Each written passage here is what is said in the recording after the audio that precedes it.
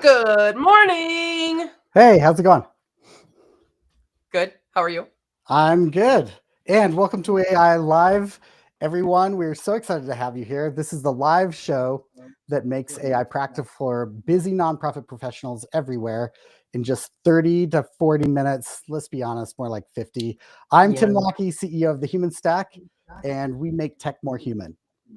Yeah, and I'm Sami Zoss. And, whether you're running programs, writing grants, managing donors, or leading a team and wondering how AI fits into your already packed day, you are exactly where you need to be. No fluff, no theory, just practical AI workflows you can use right away this afternoon, So, Absolutely. Yeah, so here's what we're doing today. Yesterday, Google released their most advanced AI model. Our friend, I call him a friend, I don't actually know him, but I feel like we're friends. Nate Jones announced this morning and last night sort of his overview on Gemini 3.0. And in his words, this literally changes the game. It became the number one model, which is not lost on me how important that is that he said that. So instead of just showing you the features, we're going to analyze some real research about what your stakeholders think about AI using AI tools on actual nonprofit data. Now, our actual nonprofit data is through the Impact Me Foundation. So you're going to see me work with real donor databases, grant tracking systems, and program data from our Impact Me Foundation, which for those of you joining us, that is sort of the fictitious foundation that we've created a lot of our program data, donor data, grant data, that is all through the Impact Me Foundation. So we can show you what it would look like in a pseudo real environment. So in 30 to 40 minutes, you'll have prompts, workflows, and frameworks you can implement immediately. That's a high bar. What was that? High bar. You cut out for a second. Oh, sorry. That is a high bar, right? Like that's a lot there. So, all right, cool. Excited. Let's dive in. Yeah, while we're going, for those of you that are just joining us, I know we've got some of our regulars. I know Megan's not able to join us live today, which always makes us sad. And Dan Kershaw is on a plane right now, I think. So is Megan. I wonder if they're on the same plane. Wouldn't that be so funny? That would be hilarious. Yes. I would love that. Sorry, I totally got distracted. I was thinking I wanted to make sure I flagged Nathan Chappelle because it's his and Cherry and Koshi's research that we're going to be doing. Oh, right. Today. Yeah, cool. Great. But before we get started, those of you that are watching, drop in the chat, what's your biggest AI question or time-consuming task? You know how we are with the chat. We always like to pull them up and try to address them live if we can. We've got Karen here. Hi, Karen's one of our OGs. Before the show, you guys, I breathed in my breakfast and it's still there. And I just feel obligated to tell everybody that so they know why I'm coughing because it's ridiculous. I can still feel it. We're going to learn by doing today. So if something doesn't work perfectly, that's real life. That's what we love about AI4AnyoneLIVE. AI is not magic, right? It's a practical tool that it needs good prompts and clear thinking. And I'll add this to the stream at some point when I can grab the links, but Nate Jones this morning really did kind of talk about we're actually going back to prompt engineering being a higher focus than cleaning up your context, which is different than the approach we've been taking. So I did message him on Substack last night and I was like, look, we're talking about this tomorrow if you want to pop in, because I am the queen of bothering people. So on that note, let's go ahead and get started. So I want to go over a little bit of what we're going to be covering today. I'm going to put on this. I've got a question. Sorry, can you bottom line, because I haven't read Nate's Substack yet on this. Can you bottom line why we're going back to prompt engineering?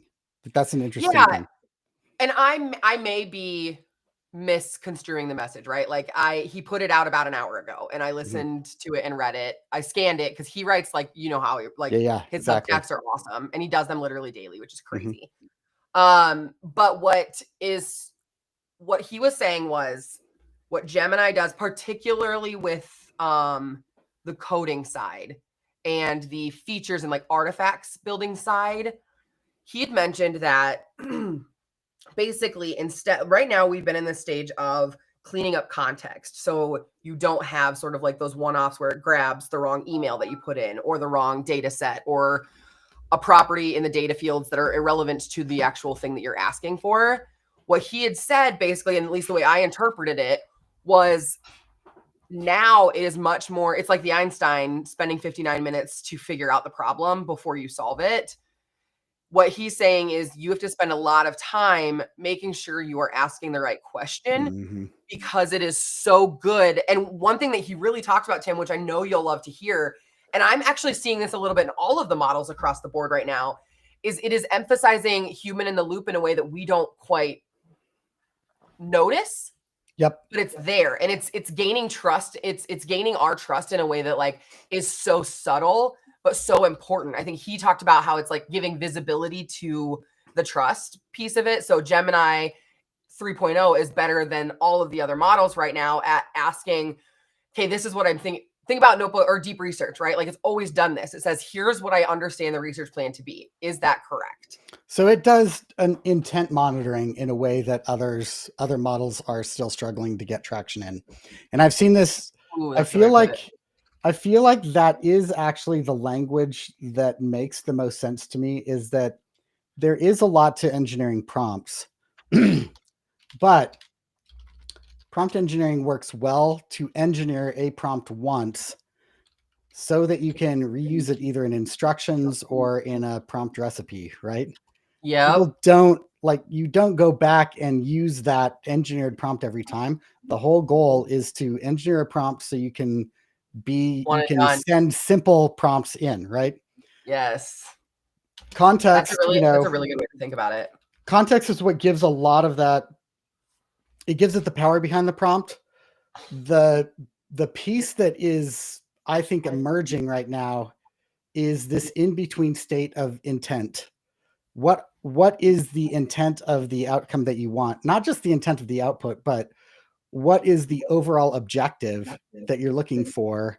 And with memory now, that's starting to supersede just one conversation, where it's starting to help you just have a larger objective and start to meet it. Does that make sense? Yeah. Okay. No, that's a good way to phrase it, actually. I do remember, remember as if it was like weeks ago. When I was listening to his podcast this morning, I was just, so he does like a video with it, right? For folks who are Mhm. wondering, he does like a little like podcast-y with it. So he kind of gives you like here's how I explain that in normal people terms, because sometimes he'll talk about things that are just like way over my head. So for Mhm. those of you feeling like some of this stuff feels way over your head, like same. This is hard, right? But what I like, the thing I remember most is like the visceral reaction I had to when like the light bulb hit me was, oh, this is crazy, because we've kind of been talking about how we think prompting might sort of like die, right? Like prompt engineering, that's probably a dramatic way to put it, but as in like it's not going to matter as much how much effort you put into the prompt. And to be fair, what Nate is saying is that there is sometimes that's still accurate. Like if you're only using chat, which 90% of the people using AI, generative AI, are only using it in this way, if you're only using it to really just highlight, like help you write new emails, Mhm. generate maybe a report, some of that stuff, you're not even going to notice the difference in Gemini, really, because it's in some of the other infrastructure. But I do want to point out the other key change in Gemini 3.0 is the multimodal effect, which I will be honest, until this morning, I don't think I really understood what people meant when they said multimodal, which is embarrassing, but here we are. No, there's no reason to be embarrassed. Like, we don't know what we don't know, right? Facts. Well, I've heard it so much, you'd think I thought I knew, and then the way you explained it, I was like, oh no, I've been thinking about that very differently. Yeah. So multimodal means that you can speak to it, which many of us have done with particularly ChatGPT. I know Claude's got that now. You can also video with it, which I also know you can do with some others, but Gemini 3.0 manages context so much better than the rest of them. So it will take an actual video. So I think about a project that I did, I think it was last year or early this year with Claude, where I took a bunch of pictures of all of my chaos bookshelf. And I was like, help me organize this. Right.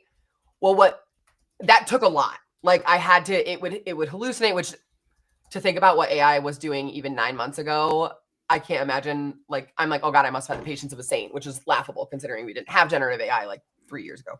But now what took me a few hours still with, working with Claude, really getting it to understand what I needed and to actually pick up the name and author of each book and genre and like look it up and all that stuff. it would take about 10 minutes maybe with Gemini now, where I could open up, scan via video my bookcase and say, I really want to be able to clearly see which ones I've read, and I want to be able to have these separated by genre of sorts. Here's who I am and what I do, because that was the other thing I hit with Claude was it assumed all professional development books should go in the same bucket, and I didn't want that, some of that stuff. Gemini can handle all of that, and it's intentionally making visible the human in the loop aspects of it. So it's intentionally saying like, okay, I'm hearing you. Is this right? Mhm. Which is such an important thing in our space with responsible and beneficial use of AI, right? So just crazy. There's so many things, right? One of the things we'll see today is PDF overviews and how you can use audio overviews in PDFs now, and like just some crazy stuff that I'm just excited to see. So Awesome. Let's dive in. yeah, let's do it. So first things first, I want to pop up on the screen here. You'll see donor perceptions of AI. I will put it in the LinkedIn and on the YouTube chat. This is from Fundraising AI, and it's the donor perceptions of AI report. This is the second year in a row that we've done it. They've done it. I had nothing to do with this. I just say good job as part of the Fundraising AI Advisory Council. This is by Cherian Koshi and Nathan Chappelle. I don't know Cherian as well, so if you've got a little more background on him, I know that he works with Bonterra. He is an awesome partner to have on the advisory council. I love his feedback when we're talking about the framework review. So my only experience, though, with Cherian is through Fundraising AI. Nathan is one of the co-founders of Fundraising AI, also the chief AI officer at Virtuous, and really just a leader in the AI space as it relates to nonprofit in particular. He's got his new book of nonprofit AI, and he wrote The Generosity Crisis, I think it was called, quite a few years ago. I feel like he was like raising the flag on generative AI in our space before we even understood, could conceptually understand what generative AI was. So these are two really well decorated people, frankly, to be the ones to lead this report. Yeah, absolutely. So yeah, any other thoughts there, Tim? Sorry. No, I think that's right. I'm putting the podcast in here so people can see that podcast. Nate's or Fundraising AI? Fundraising AI. Perfect. So so Fundraising AI does I think they try for weekly almost podcast. It's one of Scott Rosenkrantz, who is, I believe, the chief AI officer at Donor Search now, which was also just acquired by Evertrue. So we've got all sorts of movements happening. But Scott and Nathan, who also co-wrote the nonprofit AI book together, lead this podcast every week. And they kind of do very similar to what we do. They get less into the tactical and more into the implications of AI in our sector. And it's just a really great thought piece for people to have on their radar if you're looking for advice and guidance on beneficial use in AI in fundraising and nonprofit space, for sure. Amazing. Okay, so I'm going to shift my screens here really quick so I can make sure that we're seeing the bigger part of my screen. You'll have to tell me, Tim, if I need to zoom in, because I know there is an old person joke in there, but also I would need it. So, going to our donor perceptions of AI. The other thing is, if you just go to fundraising.ai, go to resources, and it's the first thing under the resource. So I'm going to remove the QR code just so we can see more of the screen. But please know that you can absolutely get in here, and it's super simple to come find it. Definitely recommend people actually come in and really do some deep dives in here. But what I want to do today is show how we could take something that, on its surface, these are big reports. I'm going to show you guys. On its surface, it feels like, wow, how could I take all of this and then make it turnable for my board per se, or for how do I use this to inform my AI policy at my organization even, or anything like that. So I want to take both years because I think it's helpful to see how much generative AI has grown over the year. So we click 2025 report, 2024 report over here. I'm going to hit download full report.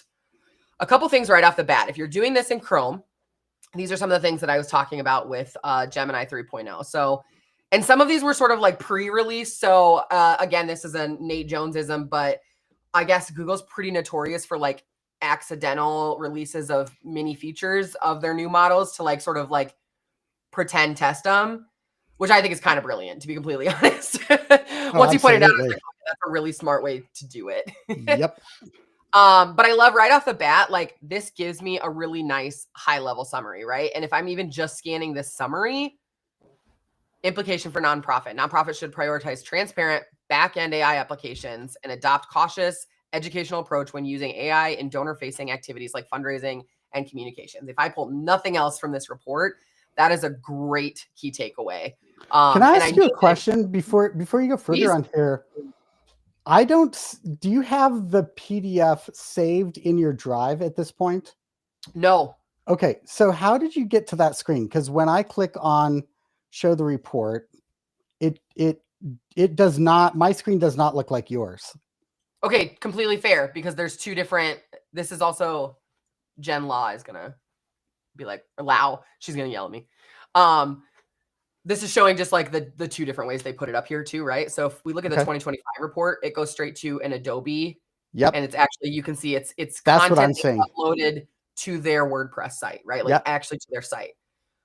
Funny enough, the 2024 report from Cherion's site, so it links to Cherion's site. You could actually download the data Gotcha. set. I Download love. the full report.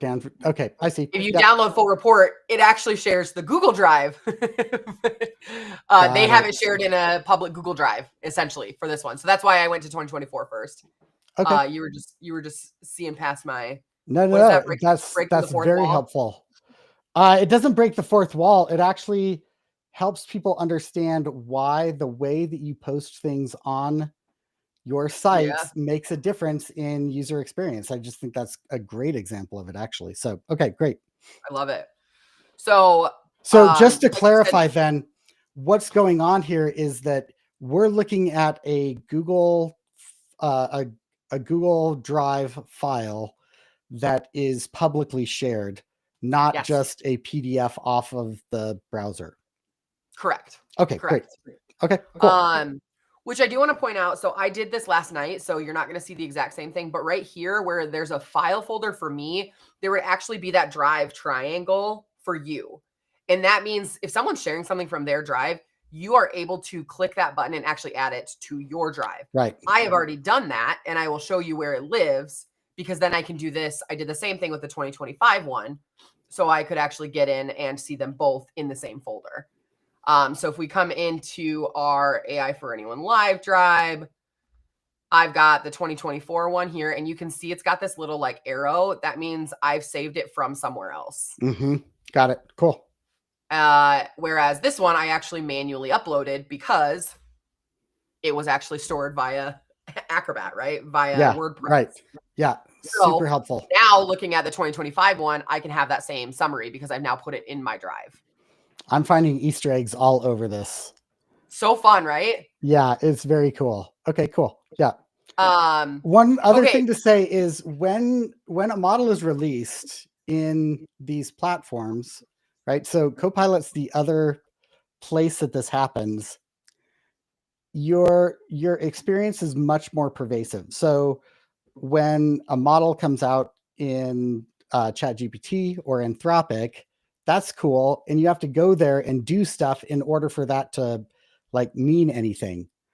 When Gemini pushes something out, they're pushing it across their entire platform and suite of tools. So it's embedded in all of these other areas, which makes it a much different experience and in some ways much more useful in the way that it's pushing out, which is why I feel like Gemini is a workhorse in a way that ChatGPT and even Claude aren't at the moment. So interesting. That's a really helpful way to like frame that. Thank you. Yeah. I'll remove Karen's comment here because it's covering your face, but we do love a good shout out. Karen. Okay, so I clicked this mainly because I wanted it to start going while we were talking because I knew it would take a second. But if I come back to the 2025 one, or I mean this version of the 24 one, I'm going to get out of the 2025 one now that what I did was, and to get it into my drive, simple as literally I downloaded it and then I uploaded to my drive, the one that wasn't already in there. Whereas this one, I could just click that button and save it to my drive. Yep. The button I clicked over on the other one is create an audio overview. So funny enough, the audio overview has like a really fun origin story with AI4AnyoneLIVE, because it was back when we were talking about how to use Notebook LM to essentially curate a bespoke podcast using the audio overview. Like that's what started it all, right? Right. And so it's really fun for me when I see that being put in other places. And as someone who, like, I listen to Nate's thing, right? When I'm getting ready for the morning, I listen to Morning Brew Daily and I listen to Nate Jones, whatever Substack he's put out for the day. And there are times where it's either too technical or too long for me to really fully read what he's put out for that day. And so audio overviews are proving more and more to be such a helpful and impactful way to get in front of people. Don't underestimate the value of being the first person to put forward a donor podcast that's specifically just sent out to your donors on your data saying, here's today's podcast on impact. Like, how cool would that be as a donor to get that once a week or once a month? Like, here's your podcast to listen to on the way to work. 20 minutes about all that we've done in the last month. How cool would that be? That is super. I'm just like, that's just yeah, I've got so many thoughts about where that can be helpful and what to do with that. So me going crazy on. Oh, you're breaking up. Audio Or overviews. maybe it's me. I apologize, Tim. I do think my internet probably is a little up and down. I think so. If I cut out, just mute me and keep going, because otherwise I'll accidentally like talk over you while I'm cutting back in. So Okay, yeah, that's fine. Just wanted to note that. Okay, so looks like this one's good. Let me make sure I can share the sound, which I think means I have to play the tab audio. Let's see what it came up with really quickly. We're not going to listen to the whole thing, but okay.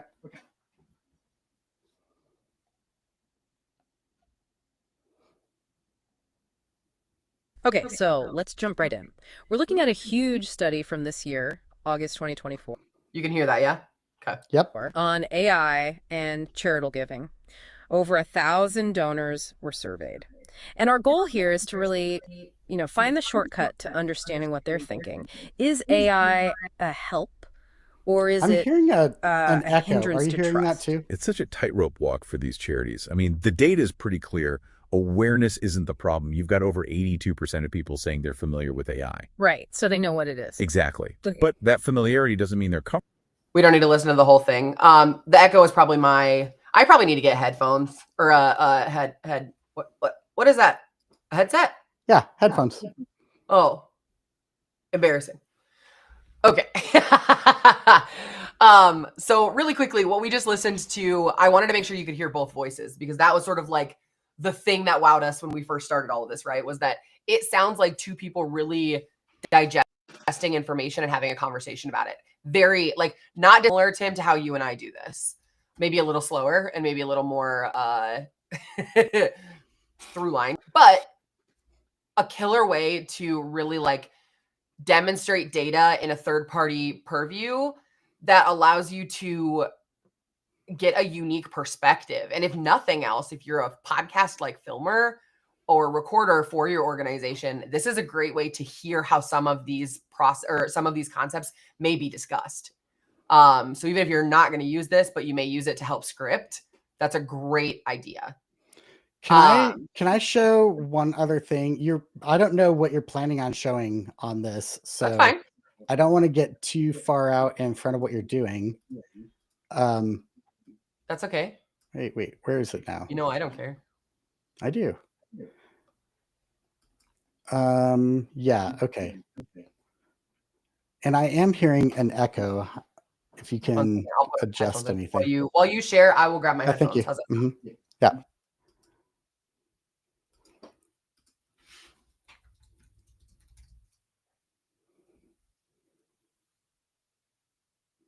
You got to say something to fill the space, though. You can't just leave people on.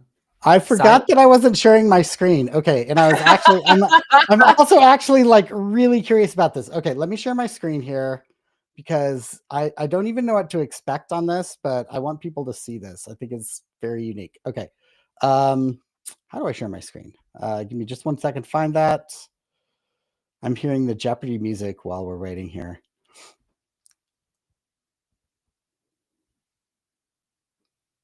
Yeah, okay, it's this one right here. All right. Can you see that? See my Yeah. screen? Okay, so here is one thing I just noticed is when you're in this space, you can ask questions about the file that you're on, and you can also apply gems to it. So I have no idea what to expect with this, but I have a lot of gems here. And one of those is researcher. And so I'm just going to ask it to research this article. That is a really, really interesting application where you could just pull up any article and apply a gem to it. The power of that is really astonishing. I'm just kind of like having a moment where I'm thinking through all the things that could do. So yeah, this is really helpful. Create Well, and like, graphs. so for people who maybe aren't as familiar with what we're doing, so a gem is like a custom GPT, if you've heard that phrasing. Essentially, it's what Tim was talking about at the front of the episode, which is we have specific instructions we want to apply to many situations. And so we've spent a lot of time curating what those instructions would be to then get a consistent output across many topics, right? So what Tim used is did you use a researcher? Yep, I used the researcher gem, which is one that Dan Kershaw shared with us in an Shout Upskillivator. out. So yeah, it's great. And the second thing I did, I just asked it, turn this into graphs, and it said it can't create graphs, but it can create tables. So it is creating tables out of this and showing us the answers from those tables. So you can kind of get a sense of these different pieces of data in here. So I think that's really interesting. I'm just going to ask it, why is this important? You can I love that also, question. right. And you can also reference other files. So I want to pull in a file that I've been working on at the end of this and just start asking a few questions related to the digital health quiz that we've been working with to do something similar on benchmarking. So yeah, great idea. I think this is interesting. I'm going to mention that. So culture eats tech for breakfast. And We're gonna have to do a whole episode on that someday. I know, it's so true. The mind map I made for that was awesome. Oh, cool. All right, so we're just going to apply. I didn't say anything else. I just added that into it. Yeah, so the centrality of culture and psychological safety and technology adoption and digital transformation success. First of all, it is naming my stuff very well. That is exactly the work that I'm doing in the background. That's an overarching amount of work that includes AI, but is actually much more around cultures that succeed at tech in nonprofits. And so this is a research paper that's about 50 pages long and sourced over 600 sources. I love what it's doing here. It is finding connections between these two that I think is really interesting. So absolutely. I do want to ask, I want to apply the culture doc to this report, right? Which I did not spell report right. That is repot, but we'll see what it does with this repot. I hope it gives you an image of, like, I don't know. Yeah. A culture pot or something. It'd be really funny. That would be really fun. Okay, while that's loading, I'm going to steal the screen back really quick. Okay, great.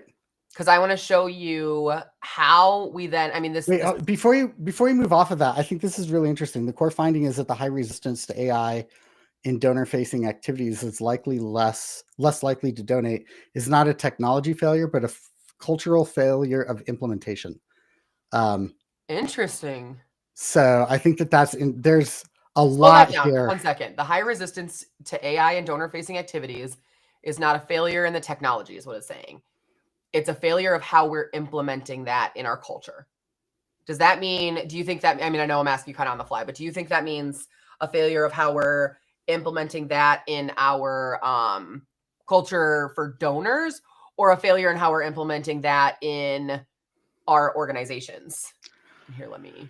I think what it's actually doing is it is identifying the catch-22 donors are applying here, which is on the one hand, they are mandating back-end efficiency, and at the same time, they are not recognizing the way that psychological safety and data privacy and human touch are all integrated into that. I would say that's on the donor-centric side. On the nonprofit side, what we're seeing a lot of is that without recognition-based accountability, there's either compliance or most likely nothing happening when it comes to the application of AI against all of these new metrics that are emerging. And I think that those are like, essentially it's a no man's land right now because we don't know exactly how to gauge any of this. It is insanely helpful to see how donors are perceiving this. And when we start indexing that against what we also know is happening for digital transformation success, which includes AI, it tells a really compelling story about the ways that perceptions from donor are mixing with back-end expectations of staff. Whoa, my brain. Does that make sense? It definitely makes sense. So yeah, very, very interesting. Anyway, we can move on. Extremely. Okay, I'm gonna quick demo a couple of ways in which like we can use then the tools at our disposal to better understand this data, right? Because if we look at this, this is not short, right? They do a great job of having their own summaries. They've even got infographics out there for each year. Like I don't want to knock by any means that this is like a bad report. That is certainly not it. But if I am new to the space in AI, or I am a busy nonprofit professional wanting to make sure that we are staying at the forefront of this as far as donor perceptions are concerned, churning all of this is a lot of information and it requires a decent amount of subject matter expertise, right? And that's a completely fair overwhelm to feel.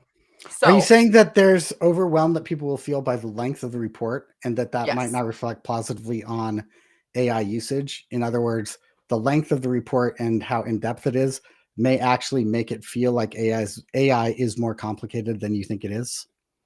Actually, no. Okay.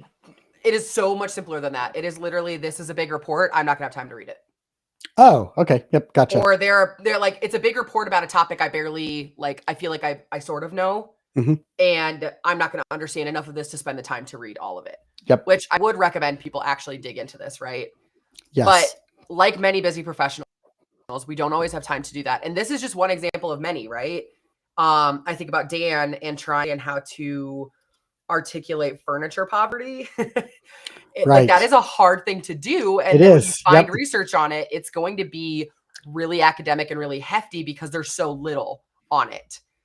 And how does someone like Dan, who's a self-admitted non-academic in that space, how does he take that information and churn it in a way? What did you say? Why are you giggling? Well, I'm just being funny because Dan reads more than almost anybody I know, and he's absolutely like he's very sophisticated in his understanding of all of that. So I don't know where academic fits into there, but yes. I think he would argue he doesn't write white papers and doesn't read them as often. Like that's pretty much it. Yeah, maybe. Yeah. Okay. But so I was kind of like, okay, how would I put on like my Dan hat here to make this like, how can I use this information to help my organization? Donor perceptions and AI and charitable giving is a great topic for me to know as I'm building an AI policy, etc. And so I pulled the documents into Notebook LM, which is literally just from the Google Drive, right? Because I've uploaded those. The nice part is you could upload them from, you could literally just upload them from the PDFs. And then as you can see, like the type of files supported are increasingly multimodal, right? Like the different types of files that you can upload here.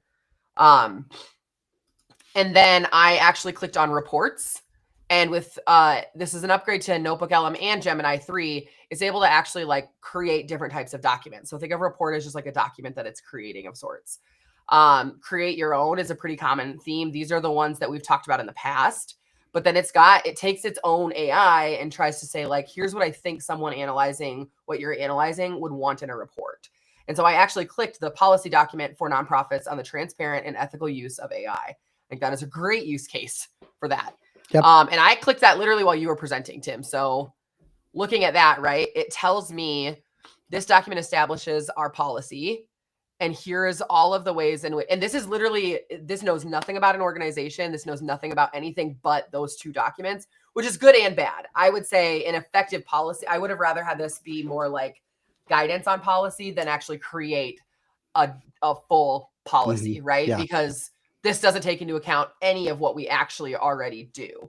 But if you are an organization and you're like, I don't know where to start, I don't even know where we use AI, this is an A-okay place to start. Start somewhere, get something in writing, and iterate from there. I do have it generating a briefer video. That's obviously taking a second. So I want to actually come over to this side of my screen. Wait, before you move on, if other people are like me, I'm confused at the link between this document and policy. Interesting. So are you actually, or was that just like a question? No, I really am. I'm like, okay, in my mind, AI policy is what drives back office use and understanding of what how we're going to use it. I'm curious how, and I haven't read the report, so, like it could be that, but I'm curious how this is driving policy, A, and B, I would be worried about donors driving our AI policy more than they should. So in both areas, I would want to know, like, okay, how are we using this? I'm going to stop sharing while we have that conversation really quick, just because then you're not staring at my screen. It's a really fair question. I love that I also asked you, like, was that just a performative question? Oh, yeah, absolutely. Well, because I want people to know, like, there's plenty of this conversation that we have, right? So let me tell you my thinking on it. And I would love to hear your thoughts. And frankly, in the chat, I would love to hear other people's thoughts. I'm thinking from a few different perspectives. One being, I'm an organization that doesn't know how we're using AI, but I know my donors know AI is being used. And most organizations should know how they're using AI, but there's plenty that are like, I know my comms team's using ChatGPT, I just don't know how. Or I don't know how, like, donor search. I don't know how donor search uses AI, but I know it does. And I've always known it does. We've just never had a policy on it, etc. I think it's really important that donor perceptions are taken into account when writing policy. I do agree that donors, like donor activity or donor perception shouldn't be the main driver of it. So it's a really, really important distinction that you made there, Tim. I see it as if we like our job is first and foremost to do good work. Our second job is to maintain donor trust. And if donor perceptions in AI, if there is actionable academic data on donor perceptions in AI of nonprofits using AI, we need to make sure that our back office is set up to mitigate as much of that as possible. That doesn't mean that I think that we should start writing policies so that way we don't, write things in a way that only this type of person can see and read and all of that stuff. I don't think you should have to do that for every piece. But with something as external and trust reliant as AI use, I do think it's really important that donor perceptions are part of the core of what you do in that policy. Can I shift that really quickly by changing one word in that to say audience perceptions? And the reason for that is that we work with multiple audiences in most nonprofits, right? So if I'm just thinking about downtown or DBG Detroit, who we do a lot of work with, right? If I were to think this through for them, there are at least 4 audiences I know they would need to be aware of, right? There are the students that they work with, the students and parents that they work with, the schools that they work with, right? So that's all on program side, the grants that fund them and the donors that fund them, right? And then the 5th audience, probably the most important, is their own staff and the perception from their staff, right? So I completely agree with you that perceptions matter around AI. because AI is a nervous system technology right now, right? It elicits a reaction from people almost immediately. And so all of those audiences are important to be considering. So that's not to minimize this report. What I feel like you're saying here that's really important is, hey, when we've got information about perception, we should be factoring that in. And the place we're going to factor that in, I am sure that it is policy. Also, a communication statement that says, here's how we use that is really, really important, that is tailored to that audience, right? Interesting. Does that make sense? Yeah, no. And I think it points out, like, even in this AI space, like, you need some of that framing because, one, I come from foundations, right? I come from university foundations where the donor is the main audience. And for better or for worse, the donor actually is likely the one that's taken into account more than any. But what you're saying is this is one of many audiences, which is a really important distinction because this report truly is meant to be about donors. Right. So this is one key piece of Yes. those audiences. And Mina Dawes's report that she does with Michelle, that's another input source that we should be taking into account, right? And I think that's really my point. Cool. Also, you and Joni were just talking about this, how important it is to have multiple perspectives when we're thinking about the work that we do, and especially around AI. So in all of these audiences, this is critical to think through. Where is their perception risk? Where is their perception benefit, right? And to also be integrous about that, right? Yeah. You're going to tailor the message to grant funders differently than you're going to say it to donors, which is going to be different than to school districts, which is also going to be different than it is to students and parents. That doesn't mean that you're lying. That means that you're smart about how you communicate.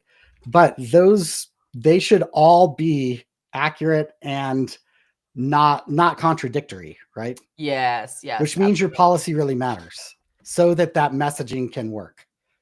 Am I understanding this correctly? Yeah, no, it's really helpful. And it's fun to hear your perspective, right? That's one of the reasons why we don't really I give you a quick overview of what we're going to talk about and then we go because it's important for us to show people how to have these conversations. Cool. So I want to sprint because we're at our 45 minutes and I really do want to get people on with their day. But I want to show a couple different things that just in the notebook LM space, we could probably revisit this and add in Mina Dawes's report and talk about a whole nother section of this next week. So stay tuned for that. First thing I did was ask it like a really crazy, really informal question because I just talked about how important prompting was. I don't want to scare people off from using the space because you don't know how to prompt in a crazy detailed manner. I literally said, I'm on a podcast right now called AI4AnyoneLIVE and want to talk to the group about the main takeaways / relevance of these reports and the growth year over year. Help. I did not now, if I had very specific types of things I wanted to talk about or mediums in which I wanted to communicate this information, I would have to adjust that prompt. But if I'm just get me a starting point, this is it. Wait, hold on. Actually, I want to just say something before you move on there. The way to do that would be to use a gem and take that output and drop the output in here, right? Sure. I think there's something to be said though, Tim, for that feeling complicated too, right?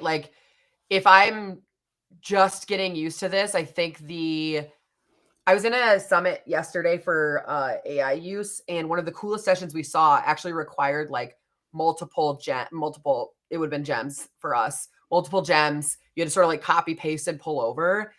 And for 90% of the people in that room, not 90, probably more like 50% in that room, what would have been more helpful was here's how you use, to your point earlier, or in many other episodes, to get you 80% of the way there. If you if you don't care, you just want to know where to start, this is an okay place to start. Yep. And then go back to a gem and iterate. Because for me, I wouldn't even know what to start with in that gem, right? I'd want to see what it puts out then be okay, sorry. I don't love this. I think what I'm trying to say is what you're saying is here's a specific prompt right here. In Notebook LM, there isn't a way to store those different prompts, right? So a gem correct. A gem Yet. is a way to store that prompt So you can ask that prompt against that specific element of prompt that you're looking for, and then pull that output in. Because what you're trying to do is get output that you can save to your sources most of the time. Anyway, I don't know if that's pulling us off topic or whatever. I completely agree that the copy paste nature of AI is really exhausting. Like It is. and if And you're that not the feels a one little bit like a driving first it, world problem. yeah. Like I feel bad complaining about some of that stuff sometimes because it's like before we had to spend hours doing this and now we're upset. I do Because not feel bad I about find complaining. myself so upset about the copy pasting that I have to do. Yeah. And I'm like, that's a crazy thing. But it's the nature of where we're at right now, right? So Yeah. I will I don't want to go over this too in depth because there's one other piece I want to show before we get off, but it gave me main takeaways focusing on relevance and year-over-year shifts structured as talking points for the podcast, right? So I framed it because we were on AI for Anyone Live. So context and state of donor AI literacy. AI literacy is surged dramatically, you know, relevance. It gives me sort of like bullet points of like why this is relevant, a couple keynotes. It did that for donor priorities. It did that for the biggest year-over-year shifts, reputational risk transparency and donor control, segment-specific insights for strategy, right? So lots of great things here. If I just wanted specific to one of those things, I could dive in a little bit deeper. Yep. Again, with Notebook LM, if you don't save your stuff, it does tend to go away once you hit refresh. So I hit save to note. You could also then take that note and save it over to a source if you would like. I wanted to show what it would look like if you used like an actual like prompting strategy, which in this case, I use the RICE strategy. So role, instructions, context, and example. You're a nonprofit program strategist with expertise in data synthesis and strategic planning. Analyze the program, create a report. That's an executive summary with key trends and how they align. The context is this is for Impact Me's Foundation quarterly board meeting. And the examples, format findings like key trend number 1, participant engagement shows, which aligns with donor research indicating recommendation X, right? Like a really nice, this doesn't take a ton of thought, but if you put this much extra little thought into before you go, I now have something that I could probably take to my board right now if I needed to, right? And it's doing it exactly in the way that we asked it to. So I just wanted to highlight like sort of the little bit of difference in the two promptings. Both are great outputs, but one is very clear about what I'm expecting, and it gave me that. And that's where Gemini 3.0 is really just sort of like taking the lead in that understanding of what you're asking for if you get specific with it. Next week, I'd love to go over, you know, where the research piece kind of plays into this, but I'm going to leave everybody with, we're going to play our little cool video. I don't think we're going to play all of it. Well, here, I'm going to make it go fast. We'll see. No, don't AI do it is fast. changing It's good. Yeah. It's 2 minutes. Okay. Yeah, it's fine. Everything. But how do donors actually feel about charities using it? Is AI a powerful new tool for nonprofits, or does it risk pushing away their biggest supporters? Well, a new study of over 1,000 donors gives us some real answers. Let's dig in. First up, who are these donors? You know, this isn't about the super rich. 4 out of 5 of the donors in this study make less than $100,000 a year. And get this, over 3/4 give $500 or less each year. These are everyday givers. So what do they think? Well, their perception is shifting from cautious to kind of optimistic. And look at this shift. In just 1 year, the top perceived benefit changed completely. Now it's all about using AI to boost fundraising and actually prove their donations have an impact. But, you know, this optimism comes with some pretty big concerns too. Data privacy is the #1 fear. Right behind it, bias and losing that personal human touch. So how do you bridge that gap between hope and fear? Turns out donors have a clear answer. And that answer is transparency. It's not a nice to have, it's an absolute must. Get this, a staggering 92% say charities have to be open about how they're using AI. And they want specifics. What is AI doing? Is a human checking its work? And does it help? Okay, so here's the bottom line. How does this actually affect a person's decision to give money? Well, the numbers show a real split. For charities, this is a huge opportunity and a major risk. This really sums it up. If charities explain their AI game plan, they can turn skeptics into supporters. So in the end, it's not about if charities use AI, but how. It's all about building trust. How fun is that? That is incredibly helpful, right?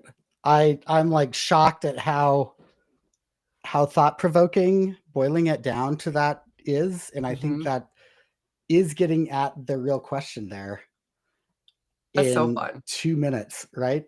I'm a little bit stunned about how well it did at that, because I just want to say something when I'm thinking about the question they're posing there, which is they're identifying correctly. It is not about transparency, it's about motive, I think. I mean, I Yeah, think it's about transparency intent. is the mode to get there. But what donors want to know is that you're not surveilling me and you're not using it inappropriately. So tell me what your strategy is, right? And Yeah. when they hear this is how it is helping us, they're all in. Because any donor that's like, we want the work to be harder for you, like, you don't want that donor anyway, right? Yeah. And so yeah, I feel like that is, and I guess I care about this because I spend a lot of time talking about the difference between being accountable for how you use AI and being transparent. Yes.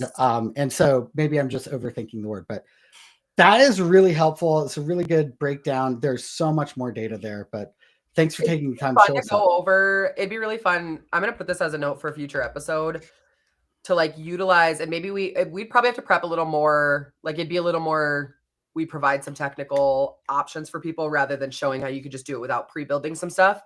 But I'd love to take, very similar to what we did with our AI policy episode, but actually turn it into a how to communicate your AI strategy in a way that, so you're not just saying like, here's the laundry list of Yep. areas we use AI, but like, we use Right. AI to make things more personalized. Here's an example. We use AI to analyze when it's appropriate to ask you for money. Here's an example. We use AI to tell us what we're missing because our entire staff is cisgendered white people and we serve a Native community. You know what I mean? Like, how cool would it be to be able to, like, how do we put that AI strategy into like language for people that isn't this policy jargon and isn't this like laundry list of generative AI is used to do this, this, this, and this, but it is like, here's that overall strategy. I mean, I think we're really onto something there, Tim, and there's no reason AI can't help us build that. Yeah. That'd be I fun. think that's true. I think it's really interesting. All right. So on that note, we are certainly at time. I want to thank everybody for joining. We've got people like joining from the air. We got people joining. I know my family clocked in on the YouTube. So I'm excited to see what they think, if they even listened, or if they were just like, I'm just here to support you, Sami. But if they are here, hi, Mom, hi, Dad. Because why would you not want to say that, right? Right after this, I'm super excited. I'm actually going to do a deep dive into the virtual board of directors and build some with our Upskillerator group. Super excited to do that. As always, Tim, wonderful to see you. We will be doing an episode next week. I know it's Thanksgiving week for those of us in the States, but we do plan to do an episode, and we'll probably let you know about, I kind of forget what the holidays coming up that we want to look at that. So we'll give everyone a preview. But super excited and loved this episode. We'll probably dive a little bit more into it next week. And until then, super, super grateful to have you all. Like, AI is your potential, however you want to use it. And it really is for anyone. And that's why we teach this. We do this every week. So we'll see you next week. It's 10 Central for me, 9 Mountain for Tim. And thank you all for being here. Anything else, Tim? Thanks, Sami. Great as always. Thanks for all the work. Big love. Bye, everybody.